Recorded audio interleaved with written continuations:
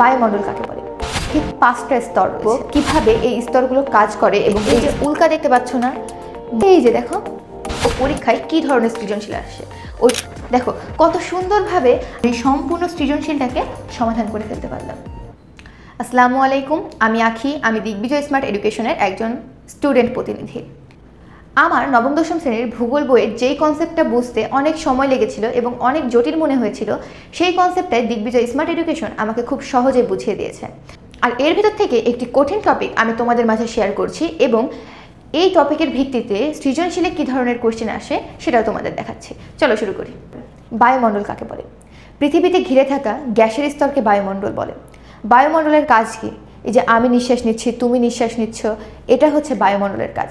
বায়ুমণ্ডল আছে বলে আমরা নিঃশ্বাস নিয়ে কিন্তু বেঁচে থাকতে পেরেছি। আর এই বায়ুমণ্ডলের ঠিক 5টা স্তর রয়েছে। প্রথম স্তর হচ্ছে ট্রোপোমণ্ডল, দ্বিতীয় স্ট্র্যাটোমণ্ডল, তৃতীয় মেছোমণ্ডল, চতুর্থ তাপমণ্ডল এবং পঞ্চম হচ্ছে এক্সোমণ্ডল। চলো আজকে আমরা শিখব কিভাবে এই স্তরগুলো কাজ করে এবং এই স্তরগুলোর বৈশিষ্ট্য কেমন। আচ্ছা, প্রথমে আমরা বলি, দেখো এই যে বইয়ের যে চিত্রটা, এই চিত্রটা দেখে যদি আমরা বুঝতে চাই, এটা অনেক জটিল মনে হয়। তবে আমরা আমাদের দিগ্বিজয় স্মার্ট এডুকেশনে 3D ক্লাসের মাধ্যমে এই জটিল জটিল চিত্রগুলো খুব সহজভাবে বুঝে থাকি। চলো আজকে সেই ক্লাসটাই তোমাদের সাথে দেখাই। বায়ুমণ্ডলের সবচেয়ে নিচের স্তরটি হচ্ছে ট্রোপোস্ফিয়ার বা ট্রোপোমণ্ডল। ট্রোপোমণ্ডল 0 কিলোমিটার থেকে 12 বা 18 কিলোমিটার পর্যন্ত বিস্তৃতি। এটি একমাত্র স্তর যেখানে অক্সিজেনের পরিমাণ সবচেয়ে বেশি। আর এখানে অক্সিজেনের পরিমাণ বেশি বলেই এটা মানুষ বসবাসের জন্য উপযোগী। এটাই একমাত্র স্তর যেখানে ঝড় বৃষ্টি সংঘটিত হয়, মানুষ, জীবজন্তু এবং গাছপালা সৃষ্টি হয়। আর ট্রোপোস্ফিয়ারের ঠিক শেষ প্রান্তে রয়েছে ট্রোপোবিরতি। আমরা ট্রোপোস্ফিয়ারের শেষের যে অংশটুকু রয়েছে, এই যে একদম শেষ প্রান্ত, এই অংশটুকুকে বলবো কি? ট্রোপোবিরতি। সেকেন্ড আসি স্ট্র্যাটোমণ্ডল। ট্রোপোবিরতির ঠিক উপর থেকে দেখো, ট্রোপোবিরতির ঠিক উপর থেকে 50 কিলোমিটার পর্যন্ত বিস্তৃতি অংশকে আমরা বলি কি? এই যে স্ট্র্যাটোমণ্ডল। স্ট্র্যাটোমণ্ডলের কাজ কি? স্ট্র্যাটোমণ্ডলে মানে এই স্তরটিতে গ্যাসের পরিমাণ, ওজোন গ্যাসের পরিমাণ অত্যন্ত বেশি, যা সূর্য থেকে আসা তীব্র ক্ষতিকর তাপকে শোষণ করে আমাদের জীবজগৎকে কি করে? রক্ষা করে। আর এই স্তরটি অতি সূক্ষ্ম ও শান্ত এবং ঝড় বৃষ্টি না হওয়ার কারণে এখান থেকেই জেট বিমান যাতায়াত করে বা জেট বিমান চলাচলের একমাত্র উপযুক্ত জায়গা হচ্ছে এই যে স্ট্র্যাটোস্ফিয়ার। স্ট্র্যাটোস্ফিয়ারের উচ্চতা কত বললাম? 12 থেকে 50 কিলোমিটার পর্যন্ত। স্ট্র্যাটোস্ফিয়ারের ঠিক শেষ প্রান্তের দিকে মানে এই যে এই অংশটার কাছে রয়েছে হচ্ছে স্ট্র্যাটোবিরতি। এরপরে আসি 3 নম্বরে মেসোস্ফিয়ার। স্ট্র্যাটোবিরতির ঠিক উপর থেকে এই যে 50 থেকে 80 কিলোমিটারের যে বিস্তৃতি অংশটুকু রয়েছে, সেইখানে অবস্থিত হচ্ছে মেসোস্ফিয়ারের। এখন মেসোস্ফিয়ারের কাজ কি দেখো? মেসোস্ফিয়ার হচ্ছে সবচেয়ে শীতলতম স্তর। এই স্তরের তাপমাত্রা সবচেয়ে শীতল, মানে কি ঠান্ডাযুক্ত। আর এই স্তরে দেখো এই যে উল্কা দেখতে পাচ্ছ না, মহাকাশ থেকে ছুটে আসে যেই উল্কাগুলো পৃথিবীর দিকে, ঠিক এই স্তরে এসে এই উল্কাগুলো এখানে পুড়ে যায়। এই যে দেখো ছুটে আসা উল্কা কি এখানে পুড়ে যায়। কিভাবে পুড়ে যায়? তার কারণ একটা উল্কা যখন মহাকাশ থেকে তার বেগ নিয়ে ছুটে আসবে, তার কিন্তু একটা তীব্র গতি থাকে। বায়ুর যে কণাগুলো থাকে তার সঙ্গে ওই বেগের একটা ঘর্ষণ সৃষ্টি হয়, আর তার ফলে তাপ সৃষ্টি হয়। আর ওই তাপ থেকে আগুন সৃষ্টি হয়ে উল্কাগুলো এখানে পুড়ে যায়। এটা হচ্ছে মেসোস্ফিয়ারের বৈশিষ্ট্য। মেসোস্ফিয়ারের ঠিক শেষের প্রান্তে রয়েছে কি? মেছোবিরতি। মেছোবিরতির ঠিক উপরে 500 কিলোমিটার পর্যন্ত বিস্তৃত অংশটুকুকে আমরা বলি থার্মোস্ফিয়ার বা তাপমণ্ডল। এই স্তরের তাপমাত্রা সবচেয়ে বেশি। আর মহাকাশচারীরা পৃথিবীকে পর্যবেক্ষণ করে ঠিক এই স্তরটি থেকেই। আর এই স্তরেই সমস্ত স্যাটেলাইট বলো বা কৃত্রিম উপগ্রহ বলো, সমস্ত কিছু কি এই যে তাপমণ্ডলে পাঠানো হয়ে থাকে।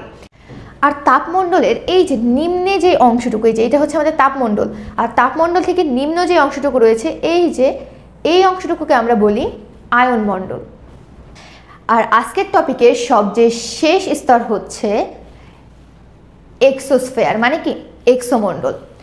তাপমণ্ডল থেকে 1000 কিলোমিটার বিস্তৃত অংশকে আমরা বলে থাকি এক্সোস্ফিয়ার। এক্সোস্ফিয়ারের তাপমাত্রা 300 ডিগ্রি থেকে 1650 ডিগ্রি সেলসিয়াস তাপমাত্রা পর্যন্ত হয়ে থাকে।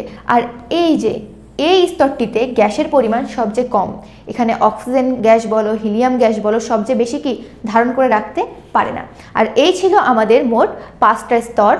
সর্বফার্স্টে ছিল কি ট্রোপোস্ফেয়ার, ট্রোপোমণ্ডল, দ্বিতীয়তে ছিল স্ট্র্যাটোস্ফেয়ার, স্ট্র্যাটোমণ্ডল, মেসোস্ফেয়ার, মেসোমণ্ডল, থার্মোস্ফেয়ার মানে কি তাপমণ্ডল, এবং সর্বশেষ হচ্ছে এক্সোস্ফেয়ার মানে এক্সোমণ্ডল।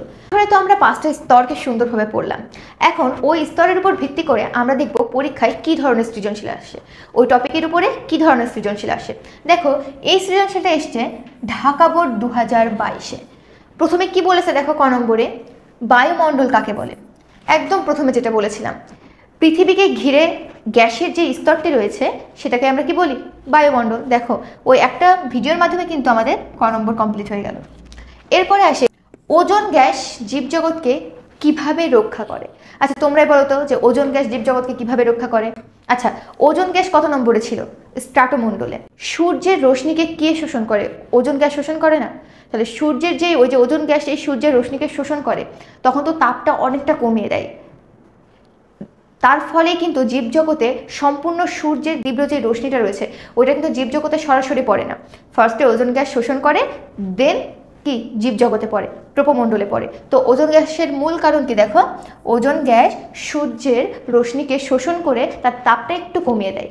তো সেই জন্যই তো জীবজগৎ রক্ষা পায়, নাহলে তো তাপটা সরাসরি এসে পড়তো। আচ্ছা এবার গ নম্বরে কি বলেছে দেখো, ওয়াই মণ্ডল জেট বিমান চলাচলের উপযুক্ত কেন ব্যাখ্যা করো। আচ্ছা ওয়াই মণ্ডল কি, আচ্ছা এটা হচ্ছে এক্স মণ্ডল, এটাকে আমরা কি বলি, ট্রোপোমণ্ডল। এর পরের ধাপকে আমরা কি বলি, স্ট্র্যাটোমণ্ডল। তার মানে ওয়াই মণ্ডলটা কি হচ্ছে, স্ট্র্যাটোমণ্ডল। আর এখানে বলেছে জেট বিমান চলাচলের উপযুক্ত কেন, একটু মনে করো তো, ওই স্ট্র্যাটোমণ্ডলটা সবচেয়ে সূক্ষ্ম এবং শান্ত একটা স্তর, এবং ওইখানে কিন্তু ঝড় বৃষ্টি কিছুই হয় না। আর ঝড় বৃষ্টি না হওয়ার ফলে ওটা কি বিমান চলাচলের জন্য উপযুক্ত। আচ্ছা পরবর্তীটা দেখে আসো। এখন বলেছে এক্স ও জেড মণ্ডলের মধ্যে কোনটি জীবজগতের জন্য গুরুত্বপূর্ণ। আচ্ছা জীবজগৎ কি, মানে এই যে আমরা যে বসবাস করছি আমাদের জন্য কোনটা উপযুক্ত, তুমি বলো তো। একদম ফার্স্টে কি ছিল, এক্স মানে কি, এই যে ট্রোপোমণ্ডল, আর জেড মানে কি এক্সোস্ফিয়ার, তাই না। তাহলে আমাদের জন্য কোনটা গুরুত্বপূর্ণ, অবশ্যই যেটাতে সবচেয়ে বেশি অক্সিজেন থাকবে সেটা। আর সবচেয়ে বেশি অক্সিজেন কোন স্তরে রয়েছে, অবশ্যই ট্রোপোমণ্ডলে। তাহলে এখানে কি হচ্ছে দেখো, এক্স ও জেড মণ্ডলের মধ্যে কোনটি জীবজগতের জন্য বেশি গুরুত্বপূর্ণ। তাহলে এক্স মণ্ডলটি হচ্ছে ট্রোপোমণ্ডল এবং জেড মণ্ডলটি হচ্ছে এক্সোমণ্ডল। যেহেতু এক্স মণ্ডলে ট্রোপোমণ্ডলে অক্সিজেনের পরিমাণ বেশি, সেই জন্যই জীবজগতের জন্য সবচেয়ে গুরুত্বপূর্ণ হচ্ছে ট্রোপোমণ্ডল। দেখো কত সুন্দরভাবে আমাদের জাস্ট ওই আগের ক্লাসটার জন্য আমরা এই সম্পূর্ণ সৃজনশীলটাকে সমাধান করে ফেলতে পারলাম। ঠিক এরকমই জটিল জটিল অধ্যায়গুলো আমাদের দিগ্বিজয় স্মার্ট এডুকেশনে অনেক স্যার বুঝিয়ে থাকেন। তোমরাও যদি তোমাদের জটিল কনসেপ্টগুলো বুঝতে অসুবিধা হয় বা সহজভাবে বুঝতে চাও, তাহলে যুক্ত থাকো আমাদের সাথে।